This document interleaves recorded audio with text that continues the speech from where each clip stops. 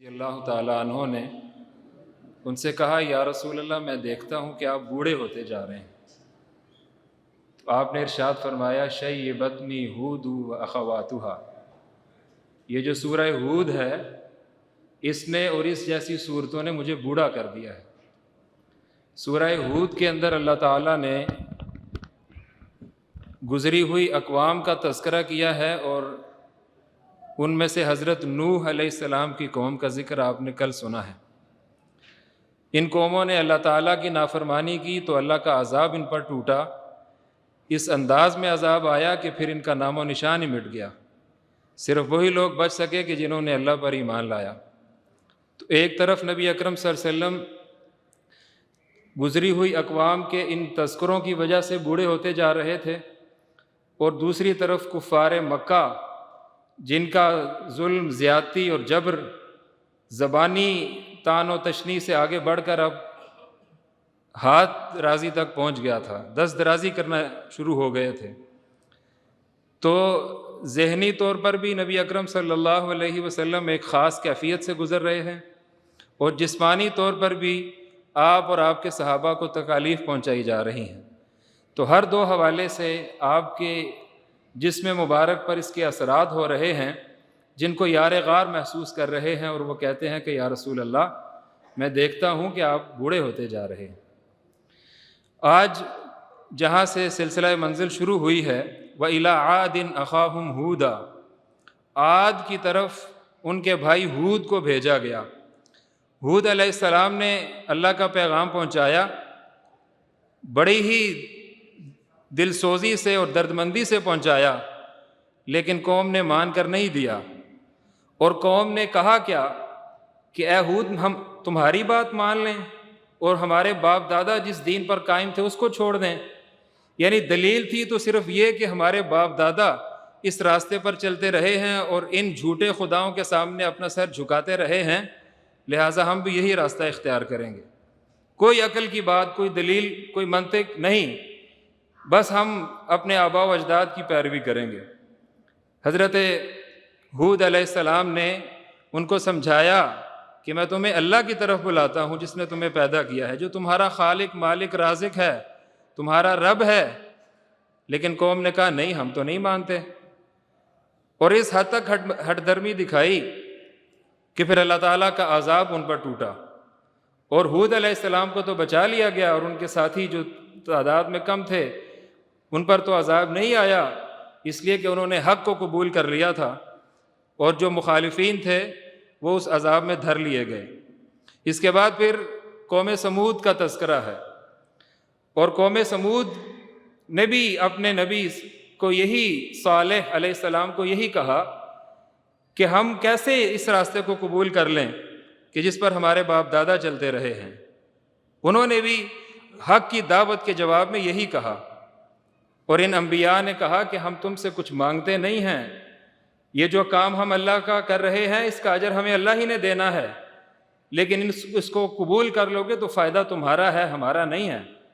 ہمارا تو فائدہ ہوگا ہی ہوگا، اس لحاظ سے کہ ہم اپنی ذمہ داری میں سرخرو ہو جائیں گے، اور تم مان لو گے تو تمہارا بھی فائدہ ہے کہ تم بھی اللہ کے عذاب سے بچ جاؤ گے۔ تو قوم نے کہا نہیں، ہم نہیں مانتے، اور تم ہماری نظر میں پہلے تو بڑے قد کاٹ کے آدمی تھے، لیکن یہ جو دعوت تم اب پیش کر رہے ہو اس کی وجہ سے تم نے اپنی قدر و منزلت کو گھٹا لیا ہے، اور اگر تم اللہ کے نبی ہو تو کوئی نشانی ہمیں دکھاؤ۔ تو حضرت صالح علیہ السلام نے اللہ کے اذن سے ان کو یہ نشانی پیش کی کہ ایک اونٹنی ان کے سامنے ایک پہاڑ سے نکل کر آ گئی، اور کہا کہ یہ اللہ کی نشانی ہے، اس کو گزند نہ پہنچانا، اگر تم اس کے خلاف کوئی کارروائی کرو گے تو اللہ کے عذاب تم پر آئے گا۔ تو قوم نے جو اللہ کے عذاب کے لیے اپنے آپ کو بالکل اس طرف لے جا رہی تھی، اس نے وہی کیا کہ اس نے اس اونٹنی کے ساتھ بھی ظلم روا رکھا۔ تو حضرت صالح علیہ السلام نے کہا فَعَقَرُوهَا فَقَالَ تَمَتَّعُوا فِي دَارِكُمْ ثَلَاثَةَ أَيَّامٍ ذَلِكَ وَعْدٌ غَيْرُ مَكْذُوبٍ، بس اب 3 دن تمہارے باقی ہیں، اور ان 3 دنوں کے بعد پھر تمہیں اللہ کے عذاب کا مزہ چکھنا ہوگا۔ پھر ایسا ہی ہوا کہ 3 دن کے بعد ان پر اللہ کا عذاب آیا، اور وہ قوم جو ہے وہ صفحہ ہستی سے مٹا دی گئی۔ اس کے بعد پھر اللہ نے ذکر کیا ہے کہ ہم نے اپنے فرشتوں کو ابراہیم کی طرف بھیجا. ابراہیم خلیل اللہ، اللہ کے دوست ابراہیم علیہ السلام کی طرف یہ فرشتے آئے. تو ابراہیم علیہ السلام بڑے مہمان نواز تھے. قرآن کہتا ہے کہ انہوں نے زیادہ دیر نہیں لگائی کہ ایک بھنا ہوا ایک اچھا تن و مند جانور، ایک بیل جو ہے وہ پیش کر دیا. لیکن اب فرشتے تھے تو وہ انسانی شکل میں.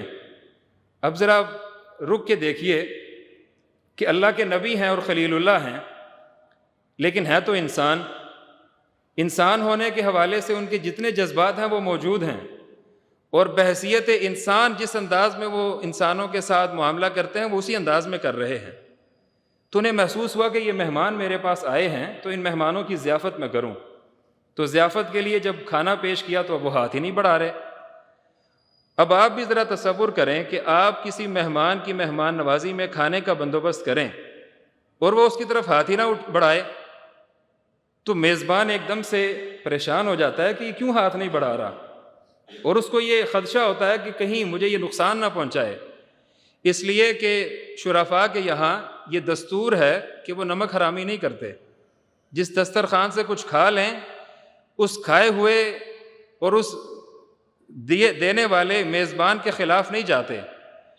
تو جب انہوں نے ہاتھ نہیں بڑھایا تو ابراہیم علیہ السلام پریشان ہوئے کہ یہ کیوں ہاتھ نہیں بڑھا رہے، اور پھر بالآخر ان کو معلوم ہوا کہ یہ تو فرشتے ہیں، اور فرشتے تو کھانے پینے سے مبرہ ہیں، ان کو وہ کھاتے پیتے نہیں ہیں. تو پھر ان کا مکالمہ ہوا، اور اس مکالمے میں پھر ابراہیم علیہ السلام کو یہ بشارت دی گئی کہ ہم آپ کو خوشخبری دیتے ہیں اسحاق، اور اسحاق کے بعد یعقوب کی بھی. اب ابراہیم علیہ السلام اور ان کی اہلیہ جو قریبی سن رہی تھی، انہوں نے کہا اَأَلِدُ وَأَنَا عَجُوزٌ وَهَذَا بَعْلِي شَيْخًا إِنَّ هَذَا لَشَيْءٌ عَجِیب. یہ تو بڑی عجیب بات ہے، میں بھی بوڑھی ہو چکی ہوں اور یہ صاحب بھی اب عمر کے اس حصے میں ہے کہ بالعموم اس عمر میں تو اولاد نہیں ہوا کرتی. قَالُوا أَتَعْجَبِينَ مِنْ أَمْرِ اللَّهِ رَحْمَةُ اللَّهِ وَبَرَكَاتُهُ عَلَيْكُمْ أَهْلَ الْبَيْتِ إِنَّهُ حَمِيدٌ مَجِيدٌ. تو انہوں نے کہا کہ اے اللہ کی بندی، تم لوگ اللہ کی رحمت سے مایوس ہو گئے ہو. اللہ کی رحمت سے مایوس ہونا تو کوئی مناسب بات نہیں ہے. اے اہل بیت، اللہ کی رحمت تم پر حاوی ہے، اور اللہ تعالیٰ قادر ہے اس بات پر کہ وہ جب چاہے جو چاہے کرے. اس کے بعد فرشتوں نے کہا کہ ہم اب لوط آپ کے بھتیجے اس کی قوم کی طرف جاتے ہیں. اور جب پہنچے وہاں پہ خوبصورت انسانی شکل کے اندر، تو لوط علیہ السلام کے گھر کے آس پاس ان کی قوم کے افراد منڈلانے لگے. تو وہ بڑے پریشان ہو گئے کہ یہ میری قوم میرے ان مہمانوں کے ساتھ پتہ نہیں کیا کرے گی. اور یہ قوم ہم جنس پرست تھی، اور ہم جنسی کی وجہ سے حضرت لوط علیہ السلام نے ان سے کہا الیس منکم رجل الرشید، تم میں سے کوئی ہدایت یافتہ آدمی نہیں ہے، تم مہمانوں کے ساتھ ایسا سلوک کرنے والے ہو. تو انہوں نے کہا کہ اے لوط، ہم زیادہ حق رکھتے ہیں تمہارے ان مہمانوں کے اوپر. تو حضرت لوط علیہ السلام کی پریشانی پھر فرشتوں نے دور کر دی کہ اے لوط، آپ پریشان نہ ہوں، یہ ہماری طرف ہاتھ بھی نہیں بڑھا سکیں گے، اور ان پر ایسی پتھروں کی بارش ہوگی کہ انہیں مزہ آ جائے گا. اور پھر پتھروں کی اس قوم پر یوں بارش ہوئی کہ ہلا مارے گئے اور ہلا کر دیے گئے. اس کے بعد پھر وَإِلَىٰ مَدْيَنَ أَخَاهُمْ شُعَيْبًا. اب ذرا قرآن کا اسلوب دیکھیے. قرآن کہتا ہے کہ ان قوموں کی طرف ان کے بھائی، یعنی ہر قوم کی طرف اس کے بھائی کو بھیجا.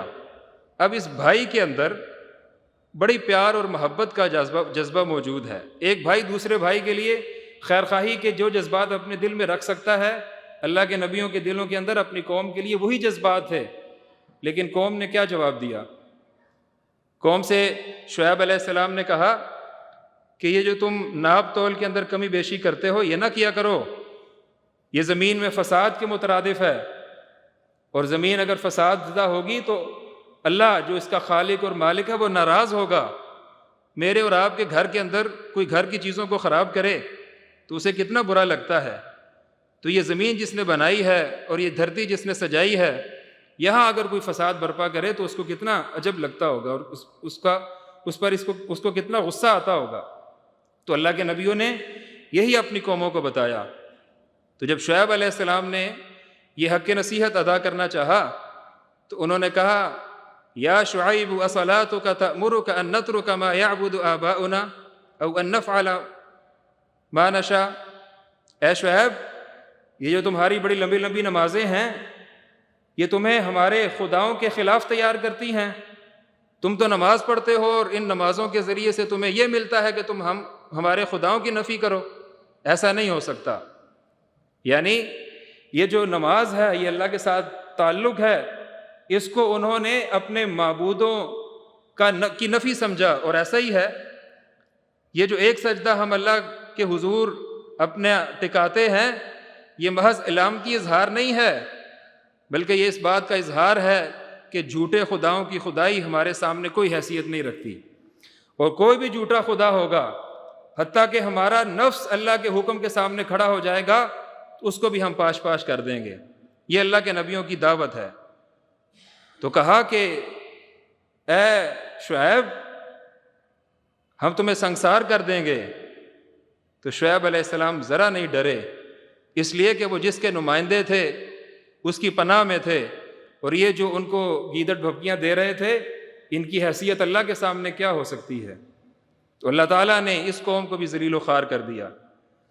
اب ذرا آپ تصور کیجئے کہ یہ جتنی قومیں ہیں ان قوموں کا تذکرہ اللہ تعالیٰ نے سورہ ہود میں کیا ہے، اور اس کے بعد پھر حضرت موسیٰ علیہ السلام کا بھی تذکرہ ہے۔ قرآن میں سب سے زیادہ حضرت موسیٰ علیہ السلام کا ذکر کیا گیا ہے۔ اختصار کی خاطر میں عرض نہیں کر رہا، میں صرف ایک نقطے کی طرف متوجہ کرنا چاہ رہا ہوں کہ ان تمام قوموں نے اللہ کی بڑی بڑی حدود میں سے چند حدود کے خلاف اپنے آپ کو آمادہ کیا، اور اس کے اوپر انہوں نے وہ کاربند ہوئے۔ ذرا ہم اپنا جائزہ لیں، ہمارے ہاں کتنی بڑی بڑی معصیتیں ہو رہی ہیں، ناب تول میں کمی دیکھ لیجئے۔ عالم یہ ہے کہ حاجی صاحب نمازوں پہ نمازیں اور سجدوں پہ سجدے بھی ٹکاتے ہیں، لیکن جب اپنی ہٹی پر بیٹھتے ہیں تو کہتے ہیں یہ تو دنیا داری ہے، یہ تو کاروبار ہے، یہاں تو ہم کاروبار ہی کریں گے اور دنیا کے معروف معنوں میں کاروبار کریں گے۔ ہم نمازیں پڑھتے ہیں اور ان نمازوں کے ذریعے سے قرآن کہتا ہے کہ ان الصلاۃ تنہی عن الفحشاء والمنکر، یہ نماز تو فحش اور منکرات سے بچاتی ہے، لیکن ہمارے معاشرے کے اندر برائی اپنے زوروں پر ہے۔ یعنی لوگ ہم جنس پرستی پر قانون سازی کر رہے ہیں۔ ایسے ماحول اور معاشروں کے اندر آج کا زمانہ جی رہا ہے کہ جب لوگ یہ فیصلہ کرتے ہیں کہ ایک مرد مرد سے شادی کرنا چاہے اس کی مرضی، ایک خاتون خاتون سے شادی کرنا چاہے اس کی مرضی، کوئی الہی تعلیمات ان کو اس حوالے سے روکنے اور وہ رکنے کو تیار نہیں ہے۔ الہی تعلیمات تو روکتی ہیں لیکن وہ رکنے کو تیار نہیں ہیں، ان کی دیدہ دلیری اس حد تک پہنچ گئی ہے۔ تو اب ذرا دیکھیے کہ جس قوم نے اللہ کی ایک حد کا انکار کیا اور اس وقت کے نبی نے ان کو اس پر ٹوکا اور وہ نہیں رکے، ان پر کیسا عذاب آیا۔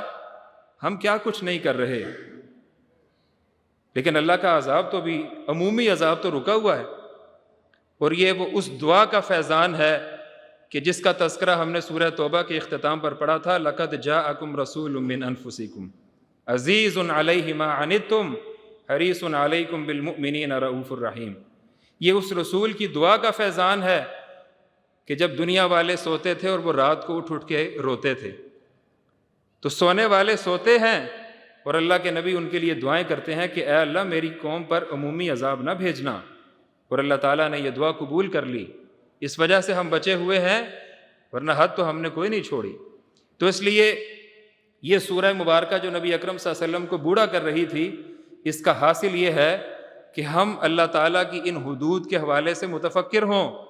جہاں جہاں یہ حدود توڑی جا رہی ہیں اس پر ہمارے کانوں پر اگر جوں بھی نہ رینگے اور ہمارے ماتھے پر بل بھی نہ آئے، ہم ٹھنڈے پیٹوں ان کو برداشت کرتے رہیں، یہ داعیان اسلام کا وصف نہیں ہے، بلکہ اس پر پریشان ہونا چاہیے، اس پر آواز اٹھانی چاہیے اس پر جس حد تک ہو سکے حق نصیحت ادا کرنا چاہیے، اور اب تو دنیا سمٹ کر ایک جیب میں آ گئی ہے، اس لیے لوگوں تک اپنی دعوت پہنچانا بہت آسان ہو گیا ہے۔ ایسے میں اگر ہمیں اپنا یہ حق ذمہ داری ادا نہ کریں تو اللہ تعالی ہم سے پوچھے گا۔ اس کے بعد سورہ یوسف ہے۔ سورہ یوسف میں اللہ تعالیٰ نے احسن القصص بیان کیا ہے، سب سے اچھا قصہ۔ یہ قصے کہانیوں کی کتاب نہیں ہے قرآن، لیکن یہ انسان کی مجبوری ہے، اور انسان اس بات کو پسند کرتا ہے کہ اگر دلچسپ انداز میں اس کے سامنے کوئی بات کی جائے تو وہ اس کے اندر زیادہ توجہ سے سنتا ہے۔ تو قرآن کریم میں اللہ تعالیٰ نے جہاں جہاں قصص بیان کیے ہیں ان کا بنیادی مقصد یہ ہے کہ انسان ان سے سبق حاصل کرے، وہ موعظت کے لیے ہیں، محض کہانی گوئی کے لیے نہیں ہیں۔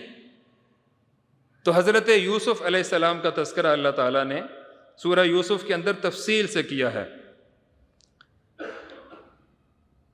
فرمایا نحن نقص علیک احسن القصص بما اوحینا الیک ھذا القرآن وان کنت من قبلہ لمن الغافلین۔ یہ جو سب سے بہترین قصہ ہم تمہارے سامنے پیش کر رہے ہیں، تم اس کے بارے میں غافل تھے، تمہیں نہیں معلوم تھا۔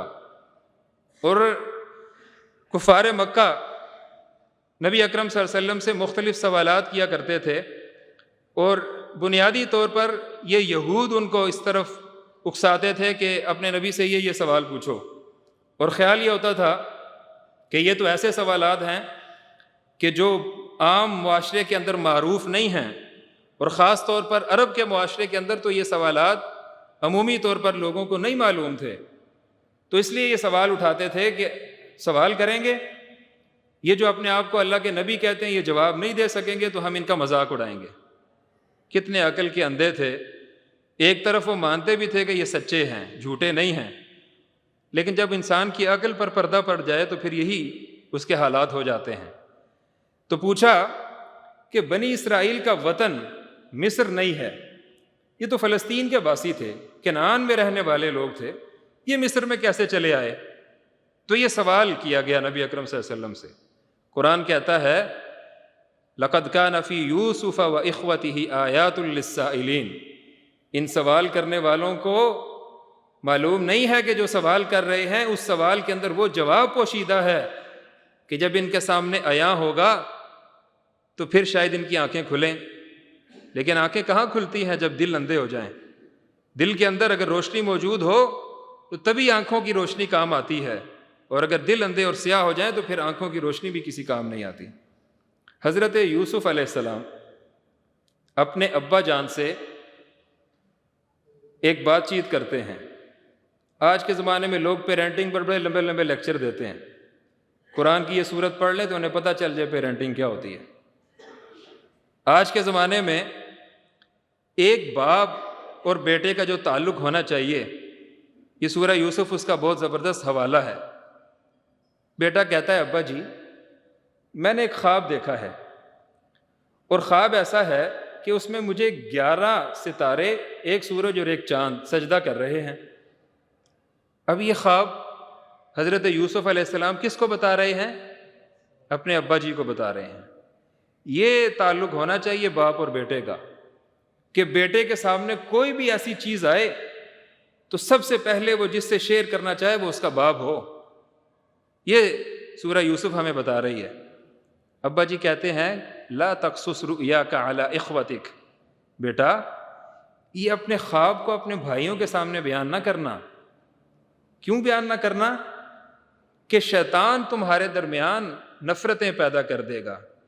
اب ذرا اسلوب سمجھیے کہ حضرت یعقوب علیہ السلام اپنے بیٹے یوسف علیہ السلام کو کس انداز میں نصیحت کر رہے ہیں کہ انسان کا انسان سے مقابلہ نہیں بتا رہے، یعنی بھائی تمہارے خلاف ہو جائیں گے یہ نہیں کہہ رہے، بلکہ کہہ رہے ہیں کہ شیطان تمہاری جو برادرانہ تعلقات ہے اس میں رخنا ڈال دے گا، اور شیطان کا تو کام ہی یہ ہے۔ اب جہاں بھائی بھائی سے لڑ رہا ہو اس کو یہ دیکھنا چاہیے کہ شیطان اپنے منصوبے میں کامیاب ہو گیا ہے، اور اگر بھائی اور بھائی کا تعلق مضبوط ہو رہا ہے تو شیطان گویا شکست کھا رہا ہے۔ اب بھائیوں نے جب دیکھا کہ یہ باپ بیٹا تو ان کا تو تعلق بڑا مثالی ہے، اور باپ اور بیٹا جو ہے یہ ایک دوسرے کے ساتھ ایسے ہیں اور ہمیں تو کوئی اہمیت ہی نہیں ملتی. تو انہوں نے آپس میں پھر ایک مشورہ کیا اور مشاورت میں یہ بات آئی کہ یوسف علیہ السلام کو قتل کر دیا جائے، اور اس قتل کرنے کے بعد پھر ہم بڑے اچھے نیک پارسا ہو جائیں گے، اپنے ابا کی نظروں میں بڑے ٹھیک ہو جائیں گے. قال قائل منہم لا تقتلوا یوسف. منصوبے یہ بنا رہے ہیں لیکن منصوبہ ساز اوپر موجود ہے، اس نے دلوں میں باتیں ڈالنی ہوتی ہیں اور جو بالآخر عمل میں آنی ہوتی ہیں. ایک نے کہا نہیں جان سے تو نہ مارو، اس کو ہم ایک غیابت الجب، کسی اندھے کنویں میں ڈال دیتے ہیں، اور اندھے کنویں میں ڈال دیں گے یہ خود بخود اس کا نام و نشان مٹ جائے گا، اور ہم اس حوالے سے بالکل پھر یہ جو ایک منصوبہ ہے اس میں ہم کامیاب ہو جائیں گے. اب یہ بات باقی بھائیوں کو بھی بڑی اچھی لگی کہ ہاں ٹھیک ہے یہ ایسے ہی کرتے ہیں. ابا جی کے پاس اب یہ پورا جتھا آیا اور کہا کہ ابا جی ہم کھیل کود میں جاتے ہیں، جنگل میں جاتے ہیں، ذرا آؤٹنگ ہو جاتی ہے، تو یہ ہمارا جو چھوٹا بھائی ہے اس کو بھی ہمارے ساتھ بھیجیے. اب ابا جی کے بھی تھوڑے سے کان ہوئے کہ یہ معاملہ کچھ عجیب ہے. کہا کہ تم کھیل کود میں لگ جاؤ گے اور اسے کوئی بھیڑیا گزند نہ پہنچا دے. تو کہا کہ نہیں یہ کیسے ہو سکتا ہے، نحن عصبہ، ہم ایک مضبوط جتھا ہیں، ہمارے سامنے ہمارے مقابلے میں کوئی بھیڑیا کہاں کھڑا ہو سکتا ہے. تو بالآخر یعقوب علیہ السلام جو وقت کے نبی ہیں ان کو ان کے بیٹے قائل کر لیتے ہیں، اور وہ قائل ہو جاتے ہیں کہ ٹھیک ہے بیٹا جائے. وہ جو نور چشم ہے اس کو بھیج دیتے ہیں، اس لیے کہ بظاہر دلیل جو پیش کی گئی تھی اس دلیل سے وہ قائل ہو گئے، اور قائل ہونے کے بعد انہوں نے یوسف علیہ السلام کو بھیج دیا، اور انہوں نے اپنے منصوبے کے مطابق وہی کچھ کیا کہ جو انہیں کرنا تھا. اور اس میں بھی ایک نقطہ ہے، آگے چل کر بھی وہ آئے گا، کہ برادران یوسف نے یوسف علیہ السلام کی مخالفت میں جو حدیں ہو سکتی تھیں وہ کراس کی، لیکن اللہ تعالیٰ کا جو منصوبہ اس وقت کار فرما تھا اس کے مطابق اللہ تعالیٰ نے حضرت یوسف علیہ السلام کو قدم قدم پر اپنی حفاظت میں رکھا. جب ایک اندھے کنویں میں ڈال دیا تو ڈالنے سے پہلے ان کا کرتا اتروا لیا، اور کرتے پر کوئی جھوٹ موٹ کا کوئی جانور ذبح کیا، اس کا خون لگا دیا، اور پھر شام کو روتے روتے اپنے ابا کے پاس پہنچے اور کہا کہ ہم کھیل کود میں لگ گئے تھے اور یوسف کو ایک بھیڑیا کھا گیا. اب میں نے عرض کیا نا کہ جب عقل ماری جائے تو پھر بھیڑیا یوسف کو تو کھا گیا لیکن اس کا کرتا ٹھیک ٹھاک باقی موجود ہے، اور اس کے اوپر خون لگا ہوا بھی لا کے پیش کر رہے ہیں. کیسے عقل سے پیدل لوگ ہیں.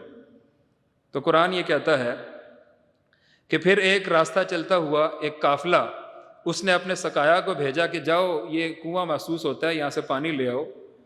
اس نے پانی کے لیے ڈول نیچے کنویں میں اتارا تو اللہ نے حکم دیا یوسف علیہ السلام کو کہ اس ڈول میں بیٹھ جاؤ، اور وہ باہر نکال لیا گیا.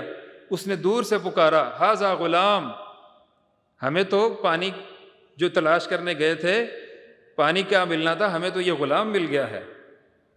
اور یہی وہ غلام ہے کہ جو کچھ دیر کے بعد، کچھ عرصے کے بعد اس سلطنت کا عزیز بنتا ہے، حکمران بنتا ہے کہ جس میں وہ بیچا گیا تھا. وَأَسَرُّوهُ بِضَاعَةً، چند کوڑیوں کے عوض اس متاع عزیز کو بیچ دیا گیا. وَكَانُوا فِيهِ مِنَ الزَّاهِدِينَ، اور وہ تو پیچھا چھڑانا چاہتے تھے.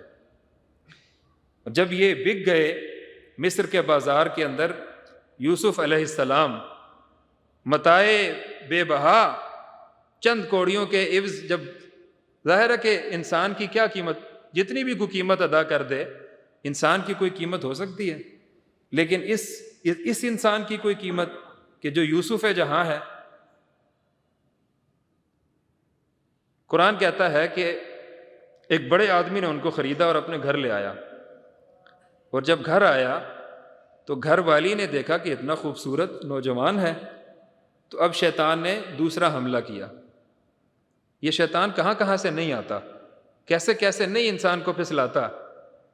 لیکن انسانوں ہی میں سے پھر ہوتے ہیں کہ جو یہ اپنا اسوہ پیش کرتے ہیں کہ جب یہ شیطان راستے سے ہٹانا چاہے تو کیسے اس کا مقابلہ کرنا ہے۔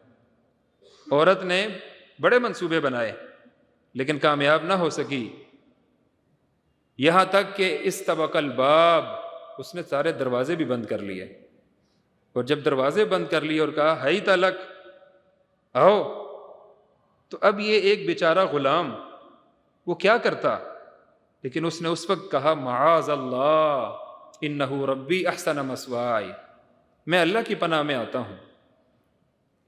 تو بظاہر قوت اور طاقت نہ بھی ہو لیکن اللہ کے ساتھ تعلق ہو تو کوئی طاقت سامنے کھڑی نہیں ہو سکتی، اور لیکن اگر اللہ ہی ساتھ نہ ہو تو پھر تو کیا انسان کر سکتا ہے۔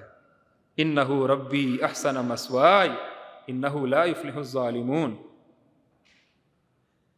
ظالموں کو تو وہ ہدایت نہیں دیتا، جو ظلم کرنے والے ہیں ان کا تو ہاتھ اللہ تعالیٰ نہیں پکڑتا۔ لیکن یہاں تو معاملہ یہ ہے کہ یوسف علیہ السلام نے اپنے آپ کو اللہ کے سامنے پیش کر دیا اور اللہ کی پناہ میں اپنے آپ کو دے دیا، تو جب اللہ کی پناہ میں دیا تو پھر فوراً سے اس کمرے سے اور اس جگہ سے باہر نکلنے کی کوشش کی، اور نکلتے نکلتے اپنے گھر کی جو مین گیٹ تھا اس تک وہ پہنچ گئے، مرکزی دروازے تک پہنچ گئے، اور جب مرکزی دروازے پر پہنچے تو اسی دوران میں اس خاتون نے پیچھے سے کرتا کھینچنے کی بھی کوشش کی اور کرتا پھٹ گیا۔ اب یہ ایک عالم، یہ منظر ہے، اس منظر میں دونوں جب اپنے گھر کے مرکزی دروازے پہ پہنچتے ہیں تو صاحب خانہ بھی آ رہا ہے، وَشَهِدَ شَاهِدٌ مِّنْ أَهْلِهَا، ساتھ میں ایک فرد بھی ہے کہ جس کی گواہی قبول کی جاتی تھی۔ اور معاملہ جب سامنے آیا، عورت نے فوراً سے اپنے آپ کو کہا کہ اے صاحب، اس فرد کے بارے میں تمہارا کیا خیال ہے کہ جو تمہاری خاتون کے بارے میں غلط قسم کے جذبات رکھتا ہے؟ اب الٹا چور کو اتوال کو ڈانٹے۔ تو یوسف علیہ السلام نے کہا نہیں، ایسا نہیں ہے۔ اب جو ساتھ میں فرد تھا اس نے کہا اچھا، اس کا فیصلہ یوں کرتے ہیں کہ ذرا دیکھو، اگر کرتا آگے سے پھٹا ہوا ہے تو یہ خاتون سچی ہے، وَإِنْ كَانَ قَمِيصُهُ قُدَّ مِن دُبُرٍ فَكَذَبَتْ، اور اگر کرتا پیچھے سے پھٹا ہوا ہے تو پھر یہ جھوٹی ہے۔ اصول بیان کر دیا۔ اب اس اصول پر جب پرکھیں گے تو پھر تو کوئی چرب زبانی کام نہیں آئے گی۔ جب دیکھا گیا تو کرتا تو پیچھے سے ہی پھٹا ہوا تھا۔ یوسف اعرض عن ھذا واستغفری لذنبک، تو وہ جو بڑا روشن خیال معاشرہ تھا، اس روشن خیال معاشرے میں، اس کمپرومائزڈ کلچر کے اندر، اس مرد نے اپنی خاتون سے کہا اوئے تم اپنی گناہ پر معافی مانگو، ذرا متنبہ ہو، اور یوسف جانے دو، چھوڑ دو۔ یہ جو جانے دو ہے، یہ بنیادی طور پر معاشرے کے اندر سے حیا کو ختم کرتا ہے۔ مرد جب کمپرومائزڈ اپنے خیالات رکھنا شروع کر دے تو پھر خواتین کے سامنے بند باندھنا مشکل ہو جاتا ہے۔ اس لیے قرآن یہ بتا رہا ہے کہ جب یوسف علیہ السلام کو یہ کہا گیا کہ یوسف جانے دو، اور اے خاتون تم بھی ذرا اپنے آپ کو ٹھیک کرو، بس اتنی سی بات۔ حالانکہ معاملہ تو اس سے بہت آگے کا تھا۔ کسی کو عزت کا پاس اور خیال ہو اور کسی کو اپنی غیرت کا اور حمیت کا اندازہ ہو تو تب وہ اس پر کوئی فیصلہ کرے نا، لیکن جب معاشرہ بدل گیا ہو، بگڑ گیا ہو، تو اس میں تو پھر سب کچھ روا ہوتا ہے۔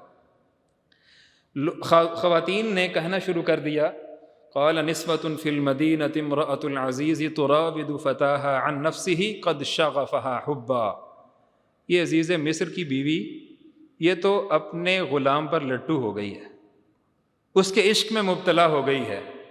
یہ باتیں اس نے بھی سنی، اور جب باتیں سنی تو ان کو دعوت پر بلایا۔ دعوت سج گئی ہے، دسترخوان پر پھل رکھ دیا گیا ہے، اور ساتھ میں چھریاں بھی موجود ہیں۔ ایسے میں یوسف علیہ السلام کو حکم ملتا ہے کہ یوسف ذرا باہر آؤ۔ اب یوسف علیہ السلام بیچارے کیا کرتے؟ باہر آئے، اور ان خواتین نے جب یوسف کو دیکھا تو انہوں نے پھل کاٹنے کے بجائے اپنی انگلیاں کاٹ لیں۔ حاشا للہ ما ھذا بشرا ان ھذا الا ملک کریم. انہوں نے کہا کہ یہ تو کوئی بشر لگتا ہی نہیں ہے، اتنا خوبصورت، ایسا وجیح چہرہ، یہ تو کسی فرشتے کا ہی ہو سکتا ہے. اب خاتون نے کہا اب پتہ چلا تمہیں، مجھے کہتی تھی تو تم کیا ہوئی؟ اور ساتھ ہی کہا کہ جو کچھ میرا منصوبہ ہے اس کے مطابق یوسف نے عمل نہ کیا تو اس کو میں جیل میں ڈلوا دوں گی. اب یہ ایک لحاظ سے ان کو ایک دھمکی تھی جو دی گئی، اور اس دھمکی کے جواب میں یوسف علیہ السلام نے کسی پہر میں اپنے رب سے انفرادی ملاقات کی اور کہا کہ اے اللہ، ٹھیک ہے وہ ایک اندھے کنویں والا امتحان بھی بڑا کڑا امتحان تھا، لیکن یہ میں کس امتحان میں پھنسا دیا گیا ہوں، میں کس امتحان میں آ گیا ہوں؟ تو اللہ تعالیٰ نے کہا کہ فاستجاب لہ ربہ فصرف عنہ کیدہن. یہ جو فاستجاب لہ ربہ ہے نا، اس کو پڑھنے کے بعد اس کی لذت کو محسوس وہی کر سکتا ہے کہ جس کے دل کے اندر یہ بات اترے کہ کس طرح سے، کس بے قراری کے عالم میں یوسف علیہ السلام نے اپنے رب کو پکارا ہوگا، اور کس رب کو پکارا ہوگا جو علیم بذات الصدور ہے.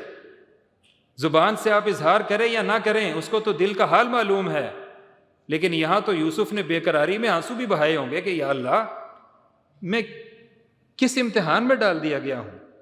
تو فاستجاب لہ ربہ، اس کے رب نے اس کی بات کو سن لیا. رب جب سن لیتا ہے تو یہی تو مطلوب ہے، اور رب نے سن لیا تو پھر یوسف علیہ السلام کو جیل میں ڈال دیا گیا. جرم ناکردہ کی سزا میں یوسف عزیز داخل زندان کر دیے گئے. اور یہ جو کال کوٹھڑی ہے، یہ جو صعوبتیں ہیں، لوگ تو سمجھتے ہیں کہ اس سے انسان نیچا ہو جائے گا، لیکن یہ انسان کو بناتی ہیں اس انداز میں کہ یہ پھر وقت کا حکمران بنا دیتی ہیں. تو اللہ کے راستے کی جو صعوبتیں ہیں، یہ صعوبتیں انسان کو بڑا بناتی ہیں. یوسف علیہ السلام کو جیل میں ڈالا گیا. وَدَخَلَ مَعَهُ السِّجْنَ فَتَيَانِ، 2 افراد اور بھی تھے، اور ان 2 افراد سے بھی جرم ہوا تھا، تو اس جرم کی وجہ سے انہیں جیل میں ڈالا گیا تھا. لیکن یوسف علیہ السلام نے تو کوئی جرم نہیں کیا تھا، ان کو بھی جیل میں ڈالا گیا. تو یوسف علیہ السلام سے ان کے ان دونوں ساتھیوں نے کہا کہ لگتا یوں ہے کہ آپ خوابوں کی تعبیر جانتے ہیں، آپ بتا سکتے ہیں کہ جو کچھ ہم تصور کرتے ہیں یا خواب میں دیکھتے ہیں اس کی حقیقت کیا ہے. تو آپ ذرا ہمیں ہماری بات تو بتائیے، ہمیں اس حوالے سے کچھ رہنمائی تو کیجیے. تو انہوں نے کہا کہ میں ضرور تمہارے سوالوں کے جواب بھی دوں گا، لیکن یا صاحبی السجن، اے میرے زندان کے ساتھیوں، میں تمہیں ذرا اس سے پہلے اس سے بہتر بات نہ بتاؤں. وہ بات کیا ہے؟ ارباب متفرقون خیر ام اللہ الواحد القہار، کئی سارے خدا اچھے ہیں یا ایک خدا اچھا ہے؟ منطقی انداز میں دعوت دین پیش کی جاتی ہے، اسی پیس پر اور اسی انداز میں اور اسی لحن کے ساتھ کہ جس کے مطابق مخاطب سمجھ سکے. تو بڑا سادہ سا انداز کہ زیادہ خدا ہونے چاہیے، زیادہ ارباب ہونے چاہیے یا ایک خدا ہونا چاہیے. دعوت دین پیش کر رہے ہیں اور پھر بتا رہے ہیں کہ یہ اللہ تعالیٰ کی طرف سے ہم پر اور ہمارے جو گزرے ہوئے ہم سے پہلے آباء و اجداد ہیں ان پر یہ اللہ کی کرم نوازی ہوئی ہے کہ اس کرم نوازی کے نتیجے میں ہمیں یہ دعوت، یہ راستہ، یہ حق کا راستہ نصیب ہوا ہے. تو میں تمہیں بھی دعوت دیتا ہوں کہ تم اس راستے کے اوپر چلو. اور اس کے بعد پھر ان کے جو سوالات تھے ان سوالات کے جوابات بھی دیے کہ تم میں سے ایک جو ہے اس کو تو رہائی مل جائے گی، اور رہائی ملنے کے بعد وہ اپنے بادشاہ کے لیے شراب تیار کرے گا، اور جو دوسرا ہے جس نے یہ دیکھا ہے کہ اس کا سر جو ہے وہ نوچا جا رہا ہے، اس کو سولی پر لٹکا دیا جائے گا. تو ایسا ہی ہوا، جس کو کہا تھا کہ تم بچ جاؤ گے وہ بچ گیا، اور جس کو کہا تھا تم سولی پہ لٹکا دیے جاؤ گے وہ سولی پہ لٹک گیا. اب یہ معاملہ بھی ہو گیا. جب وہ اپنے اس جرم کی سزا پانے کے لیے یا رہائی پانے کے لیے جیل سے جا رہے تھے تو جاتے جاتے یوسف علیہ السلام نے ان سے کہا کہ کبھی اپنے حکمران سے ذکر کرنا کہ ایک نوجوان جیل میں پڑا ہے، بس اتنی سی بات کہی۔ اب وہ بھی انسان تھے، بھول گئے یا انہیں بھلا دیا گیا، یہ بھی ہو سکتا ہے، اللہ تعالیٰ کا امر غالب ہے۔ تو بادشاہ نے کچھ عرصے کے بعد دیکھا کہ اس نے 7 موٹی تازی گائیں اور 7 ذرا دبلی پتلی گائیں اپنے خواب کے اندر دیکھی، تو اپنے درباریوں سے کہا کہ میں نے یہ خواب دیکھا ہے، اس کی کوئی تعبیر تم میں سے بتا سکتا ہے؟ قال الذی نجا منہما وادکر بعد امۃ انا انبئکم بتأویلہ فارسلون۔ وہ جو بچ گیا تھا، وہ جس کو کہا تھا کہ تم بچ جاؤ گے، اس کو ایک دم خیال آیا کہ خوابوں کی تعبیر بتانے والا تو سلاخوں کے پیچھے ہے۔ اس نے کہا کہ ٹھہرو ٹھہرو، میں جانتا ہوں ایک فرد کو کہ جو خوابوں کی تعبیر بتاتا ہے، میں اس کے پاس جاتا ہوں تو وہ اس مسئلے کا عقدہ ہمارے سامنے کھول دے گا۔ گئے اور جا کر کہا یوسف ایھا الصدیق، اے پیارے دوست یوسف، ایک مسئلہ آ گیا ہے، اس مسئلے کا حل تو بتا دو۔ یوسف علیہ السلام نے ذرا توقف نہیں کیا، فوراً بتا دیا 7 سال بڑی ہریالی کے ہوں گے، اور اس ہریالی کے زمانے میں تم جو بو گے اس سے اپنی ضرورت تو پوری کرنا، اس کاشتکاری کے نتیجے میں جو تمہیں حاصل ہوگا، لیکن ضرورت سے زائد جو غلہ بچ جائے گا اس کو سنبھالنا، محفوظ کرنا، خوشوں کے اندر ہی رہنے دینا، اس لیے کہ اس کے بعد پھر 7 سال آئیں گے کہ خشک سالی ہوگی، اور پھر 7 سال گزریں گے تو پھر ہریالی ہوگی، پھر بارش برسے گی۔ اب بادشاہ نے جب یہ تعبیر سنی کہ نہ صرف تعبیر بتا رہا ہے بلکہ اقدام بھی بتا رہا ہے، تو وہ بڑا مرعوب ہوا کہ اچھا، ایک فرد جس کو ہم نے داخل زندان کیا ہوا ہے وہ اس پائے کا آدمی ہے کہ وہ خوابوں کی تعبیر بھی بتاتا ہے، اور تعبیر ہی نہیں بتاتا بلکہ ان کا عمل اور حل بھی بتاتا ہے۔ تو کہا فوراً اس کو میرے پاس لے کر آؤ۔ اب کوئی دنیا دار ہوتا تو وہ فوراً کہتا کہ اگر حکمران نے بلایا ہے تو اب میں یہاں کیوں رہوں، لیکن وہ تو دنیا سے کہیں آگے کا انسان تھا، وہ جو انسانوں کے لیے رہنما انسان تھا۔ اس نے کہا میں کیسے اس جیل سے نکلوں، میرے اوپر تو الزام لگا تھا، جب تک وہ الزام نہیں دھویا جاتا اس وقت تک میں جیل سے نہیں نکلوں گا۔ یہ ہے بڑا پن کہ جرم نہیں کیا، الزام لگا تھا، لیکن اس الزام کو بھی دھونا چاہتے ہیں، اس لیے کہ وہ جو سامنے قوم ہے، وہ قوم جو مفتوح ہوا جاتی ہے، اس قوم کے دلوں کے اندر اپنا وہ مقام بنانا چاہتے ہیں کہ پھر جھٹلایا نہ جا سکے، پھر کوئی یہ نہ کہہ سکے کہ یہ فرد کیسا فرد ہے، اپنے آپ کو پوری طرح پیش کرنا چاہتے ہیں۔ اب وقت کا حکمران پوچھتا ہے ان خواتین سے کہ وہ یوسف کے حوالے سے تم کی کیا رائے ہے؟ تو وہ سب کہتی ہیں قلنا حاشا للہ ما علمنا علیہ من سوء، وہ سب کہتی ہیں کہ حاشا للہ، اللہ کی پناہ، ہم نے تو اس میں کوئی برائی نہیں دیکھی، اور وہ جس نے ڈورے ڈالے تھے وہ بھی آج پکار اٹھی کہ غلطی پر تو میں تھی، یوسف تو سچا تھا۔ تو اس سچے یوسف نے جیل کی کوٹھڑی سے نکلتے ہوئے وہ بات کہی ہے کہ جو قرآن نے رہتی دنیا تک کے لیے، اور نہ صرف دنیا کے لیے بلکہ جنت میں بھی یہی کلام ہوگا، وما ابرئ نفسی ان النفس لامارۃ بالسوء الا ما رحم ربی۔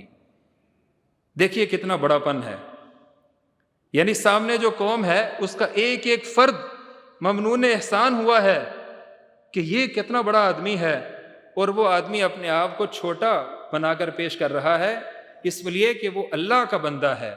وہ کہتا ہے کہ میں اپنے نفس کو اس قابل نہیں سمجھتا کہ میں بڑا انسان ہوں، میں بڑا نیک اور پارسا ہوں۔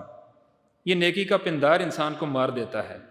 بعض اوقات انسان یہ محسوس کرتا ہے کہ میں بڑا نیک ہو گیا ہوں، لیکن اس سے اللہ کی پناہ مانگنی چاہیے۔ یہ نیکی کا پندار انسان کو اس جگہ لے جاتا ہے کہ بعض اوقات گناہ کے راستے پر چل کر بھی انسان وہاں نہیں پہنچتا جتنا اس حوالے سے انسان اپنے آپ کو نیچے گرا دیتا ہے۔ وما ابرئ نفسی ان النفس لامارۃ بالسوء الا ما رحم ربی، یہ تو میرے رب کی رحمت ہے کہ جو مجھے جس نے بچایا ہے، ورنہ یہ نفس تو گناہ کے راستے کے اوپر لیے چلتا ہے، اور گناہ تو بڑا مرغوب بن کر سامنے آتا ہے۔ تو یوسف علیہ السلام نے اپنے آپ کو بتایا یہ ہے کہ نہیں، میں تو اللہ کے رحم کی وجہ سے بچا ہوا ہوں۔ پھر اس کے بعد یوسف علیہ السلام کو وقت کا بادشاہ بلاتا ہے اور کہتا ہے کہ تم نے جو منصوبہ پیش کیا ہے یہ منصوبہ تو بہت زبردست ہے، تو تم اس کے حوالے سے کوئی اب انتظام کرو۔ تو یوسف علیہ السلام کہتے ہیں قال اجعلنی علی خزائن الارض، یہ محض وزارت کی بنیاد پر میں انتظام نہیں کروں گا جب تک زمین کی چابیاں میرے حوالے نہیں کرو گے۔ یہ جو اقتدار اور اختیار ہے، یہ اختیار مطلوب ہے، جب تک اختیار ہاتھ میں نہ ہو اس وقت تک انسان کوئی بڑا کام نہیں کر سکتا۔ تو پھر مجبوراً اس قوم نے جو حضرت یوسف علیہ السلام کو پہچان گئی تھی، اس نے یہ فیصلہ کیا کہ یہ یوسف علیہ السلام کے ہاتھ میں یہ اختیار ہوگا، تبھی وہ اس سارے نظام سلطنت کو بہترین انداز میں چلا سکیں گے۔ اب جب قحط آیا تو اس قحط کے زمانے میں برادران یوسف بھی آئے، اور برادران یوسف نے بھی آ کر اپنی گزارش پیش کی۔ قرآن کہتا ہے کہ جس کو کنویں میں ڈالا تھا اور اب وہ سامنے حکمران بنا بیٹھا تھا، اس نے جب دیکھا تو پہچان لیا، لیکن بھائی نہیں پہچان سکے۔ بھائی تو یہ سمجھ رہے تھے کہ ہم نے کنویں میں ڈال دیا ہے، اب نام و نشان ہی مٹ گیا ہے، لیکن یوسف سامنے بیٹھا دیکھ رہا ہے کہ میرے بھائی آئے ہیں، اور ساتھ کچھ تھوڑا بہت معاوضہ بھی لے کر آئے ہیں۔ یوسف علیہ السلام کہتے ہیں اپنے ہرکاروں سے کہ ان کو بوریاں بھر کے دے دو، اور جو کچھ یہ ساتھ لائے ہیں غریب لوگ محسوس ہوتے ہیں، ان کا پس انداز ان کو لوٹا دینا، جو قیمت ہوگی میں ادا کر دوں گا۔ کتنا نیچرل فلو ہے، کوئی بات بتا نہیں رہے، عیا نہیں ہو رہی۔ اب بھائی بھی اسی خیال سے کہ جی وہ ہمارے ایک ابا جی ہیں، بوڑھے ہیں نہیں آ سکتے، ان کا غلہ بھی دے دیں، دے دیا۔ وہ ہمارا ایک بھائی ہے چھوٹا ہے، وہ بھی ہمارے ساتھ نہیں آیا، اس کے حصے کا غلہ بھی دے دیں۔ کہا ابا کا تو عذر تم نے بتایا ہے تو وہ تو ٹھیک، لیکن بھائی کا غلہ اس سال لے جاؤ، اگلے سال نہیں دوں گا جب تک بھائی کو ساتھ نہیں لاؤ گے۔ اب دل تو بے قرار ہے نا، بھائی سے بھی ملنا چاہتے ہیں، باپ کا بھی لمس اپنے اس کا بھی انتظار ہے، تو ایک قدم تو آگے بڑھایا ہے کہ نہیں اگلے سال آؤ گے تو بھائی کو ساتھ لائے تب اس کا غلہ دوں گا۔ اور بڑی قرین انصاف بات ہے کہ بھائی تو آ سکتا ہے نا، وہ تو اس کا تو کوئی عذر مانے نہیں ہے، ابا جی ٹھیک ہے نہ آئیں۔ اب یہ لوگ واپس گئے اور جا کر کہا کہ ابا جی اگلے سال بھائی کو بھی ساتھ بھیجنا ہوگا۔ تو ابا جی کہنے لگے کہ جس طرح سے یوسف کے حوالے سے تم پر اعتماد کیا تھا اور تم نے اس اعتماد کو ٹھیس پہنچائی تھی، اب چھوٹے بھائی کو بھی بھیج دوں؟ کچھ وقت گزری تو انہوں نے اپنے وہ توڑے کھولے تو ان میں سے ان کی وہ نقدی بھی آ گئی۔ تو انہوں نے کہا کہ حکمران بڑا اچھا ہے، اس نے ہمارے ساتھ بڑی مہربانی کی ہے، ہمارا جو اسباب تھے وہ بھی لوٹا دیے ہیں، جو پیسے ہم نے دیے تھے وہ بھی دے دیے ہیں۔ تو بہرحال منصوبہ ساز اوپر بیٹھا منصوبہ بنا رہا ہے۔ اس نے یہاں بھی یعقوب علیہ السلام کو دلیل کی بنیاد پر قائل کروا دیا، اور یوسف علیہ السلام نے جو بات بتائی تھی کہ بھائی ساتھ آئے گا تو غلہ دوں گا، تو باپ نے اس بات کو تسلیم کر لیا کہ ٹھیک ہے جاؤ، لیکن جاؤ تو ایک ہی دروازے سے داخل نہ ہونا بلکہ مختلف دروازوں سے داخل ہونا۔ اب یہ 11 بھائی یہ گئے ہیں اور جا کر دوبارہ سے درخواست پیش کی، اور بھائی کو چپکے سے بھائی نے کہا کہ میں یوسف ہوں، بتانا نہ، میں ایک منصوبہ بناؤں گا اور اس منصوبے کے نتیجے میں تمہیں اپنے پاس رکھ لوں گا۔ تو بات طے ہو گئی۔ یہ لوگ جب اپنا سامان لے کر چلے تو کچھ مسافت طے کی تھی، تو پیچھے سے آواز آئی انکم لسارقون، اوئے چورو، تم چور ہو۔ اب ان کے کان ہوئے کہ ہم چور ہیں، ہم کیسے چور ہو سکتے ہیں؟ ایک دم پریشانی کے عالم میں انہوں نے دیکھا، تو انہوں نے کہا کیا چیز چرائی ہے ہم نے؟ تو کہا گیا کہ ہمارے بادشاہ کا پیالہ چوری ہو گیا ہے اور ہمیں خدشہ ہے کہ تم لوگوں نے چرایا ہے۔ انہوں نے کہا نہیں ہم تو چور نہیں ہیں، ہم تو بڑے شریف لوگ ہیں۔ کہا کہ اچھا اگر بتاؤ تمہارے ہاں سے تمہارے سامان میں سے وہ پیالہ نکل آیا تو کیا سزا ہوگی؟ تو انہوں نے کہا کہ سزا تو جو چوری کرتا ہے، جس کے سامان سے وہ پیالہ نکلے گا وہی چور ہوگا، اور ہمارے ہاں یہ ہے کہ جو چوری کرے وہی سزا پائے۔ كَذَلِكَ كِدْنَا لِيُوسُفَ مَا كَانَ لِيَأْخُذَ أَخَاهُ فِي دِينِ الْمَلِكِ إِلَّا أَن يَشَاءَ اللَّهُ نَرْفَعُ دَرَجَاتٍ مَن نَّشَاءُ وَفَوْقَ كُلِّ ذِي عِلْمٍ عَلِيمٍ۔ وہ جو ذی علیم ہے اس نے یہ منصوبہ بتایا تھا۔ توڑے کھولے گئے، آخر میں چھوٹے کا توڑا کھلا، اس میں سے پیالہ برآمد ہو گیا۔ تو بھائیوں نے کہا إِن يَسْرِقْ فَقَدْ سَرَقَ أَخٌ لَّهُ مِن قَبْلُ، یہ بھی چور ہے، اس کا بھائی بھی چور تھا۔ قرآن کیا کہتا ہے؟ فَأَسَرَّهَا يُوسُفُ فِي نَفْسِهِ وَلَمْ يُبْدِهَا لَهُمْ، یوسف اس کو بھی پی گئے، اور یوسف تو پی جاتے ہیں، یہ تو بعد میں حقیقت عیاں ہوتی ہے، اور پھر زمین شک ہو جاتی ہے، پھٹ جاتی ہے، کہیں انسان کو منہ چھپانے کی جگہ نہیں ملتی۔ إِن يَسْرِقْ فَقَدْ سَرَقَ أَخٌ لَّهُ مِن قَبْلُ، یہ بھی چور ہے، اس سے پہلے اس کا بھائی بھی چور تھا۔ یہ مکالمہ ہوا تو اب کہا کہ تم نے خود ہی کہا تھا کہ جس کے سامان سے چوری کا سامان نکلے گا وہ اس کو رکھ لیا جائے۔ تو کہنے لگے کہ آپ بڑی مہربانی کریں، آپ ہم میں سے کسی اور کو رکھ لیں، جس کو آپ چاہیں رکھ لیں، لیکن اس کو چھوڑ دیں۔ تو یوسف علیہ السلام نے کہا معاذ اللہ ان نأخذ الا، اللہ کی پناہ، میں اسی کو رکھوں گا کہ جس سے تم نے خود ہی تو کہا تھا، جس نے چوری کی ہے، جس کے سامان سے سامان برآمد ہوا ہے اسی کو میں رکھوں گا، میں کسی اور کو کیوں رکھوں؟ فَلَمَّا اسْتَيْأَسُوا مِنْهُ خَلَصُوا نَجِيًّا، جب بالکل نا امید ہو گئے، قَالَ كَبِيرُهُمْ أَلَمْ تَعْلَمُوا أَنَّ أَبَاكُمْ قَدْ أَخَذَ عَلَيْكُمْ مَوْثِقًا مِّنَ اللَّهِ وَمِن قَبْلُ مَا فَرَّطْتُمْ فِي يُوسُفَ، یوسف کو بھولے تو نہیں ہیں، کیسے بھلا سکتے ہیں؟ یوسف کے حوالے سے بھی ہم سے غلطی ہو گئی تھی، تو میں تو اب نہیں جا رہا بھائی، تم لوگ جاؤ اور جا کے ابا جی کو صفائی پیش کرو، ابا جی قبول کر لیں، اور میرے لیے کوئی خیر کا پہلو ہوگا تو میں پھر واپس جاؤں گا، میں تو اب یہیں رہتا ہوں۔ بڑے بھائی نے تو وہاں رہنے کا فیصلہ کر لیا۔ اب یہ لوگ گئے ابا جی کے پاس اور جا کر کہا کہ یہ جو ہمارے ساتھ لوگ آئے ہیں ہم پر تو آپ بھروسہ نہیں کریں گے، ان سے پوچھ لیجئے کہ آپ کے بیٹے نے چوری کی ہے۔ تو ابا نے کہا نہیں، میرا بیٹا چور نہیں ہو سکتا، یہ تمہارا منصوبہ ہے، تم نے یوسف کے حوالے سے بھی ایک منصوبہ بنایا تھا، تم بنیامین کے حوالے سے بھی وہی منصوبہ لے کر آئے ہو، لیکن میں صبر جمیل، میں بڑا صبر کروں گا۔ عسى اللہ ان یأتینی بہم جمیعا، اللہ تعالیٰ کی رحمت پر اتنی امید تھی کہ کہا کہ اس صبر جمیل کے نتیجے میں اللہ تعالیٰ ہمیں پھر اکٹھا کر دے گا۔ تو صبر جمیل جب ہو تو پھر متاع گم گشتہ بھی مل جاتی ہے۔ تو بیٹوں سے کہا کہ جاؤ، اللہ کی رحمت سے نا امید نہ ہو، یوسف کو بھی تلاش کرو اور یوسف کے بھائی کو بھی تلاش کرو۔ اب یہ پھر یوسف علیہ السلام کے پاس حاضر ہوتے ہیں اور کہتے ہیں کہ جی ہم پر بڑا رحم کیجئے، ہمارے ابا جو ہیں بوڑھے ہو گئے ہیں، ان کی آنکھیں بھی اب کام نہیں کرتی۔ قرآن کہتا ہے کہ وہ غم یوسف میں یعقوب علیہ السلام کی آنکھوں کی روشنی جاتی رہی تھی، تو کہا کہ ہم پر یہ کچھ تھوڑا بہت ہم لے کر آئے ہیں، بضاعۃ مزجاۃ فأوفِ لنا الکیل وتصدق علینا ان اللہ یجزی المتصدقین، کچھ ہم پر مہربانی کریں، اللہ صدقہ کرنے والوں کو تو پسند کرتا ہے۔ اب یوسف علیہ السلام کہتے ہیں کہ یوسف کے بارے میں جانتے ہو، یوسف اور اس کے بھائی کے ساتھ تم نے کیا کیا تھا؟ اب جب یوسف کی زبان سے یوسف کا نام سنا تو فوراً کہا انک لانت یوسف، یوسف تم ہو؟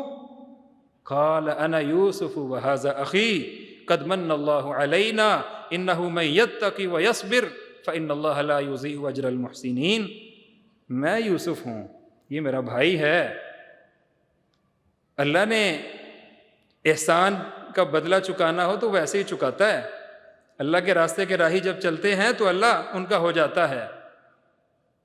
اور پھر کہا کہ یہ میرا کرتا لے جاؤ، ابا جی کی آنکھوں پر رکھنا، ان کی بینائی آ جائے گی، اور پھر تم سب لوگ مصر میں آ جاؤ۔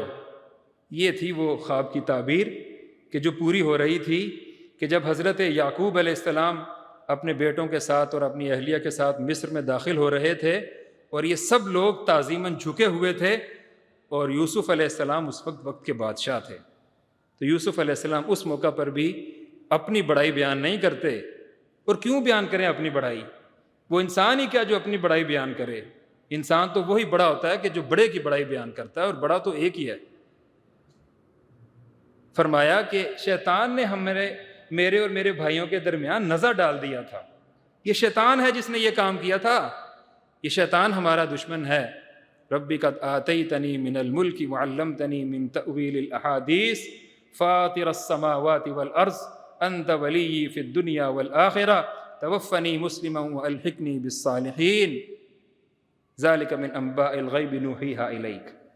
یہ ہیں احسن القصص.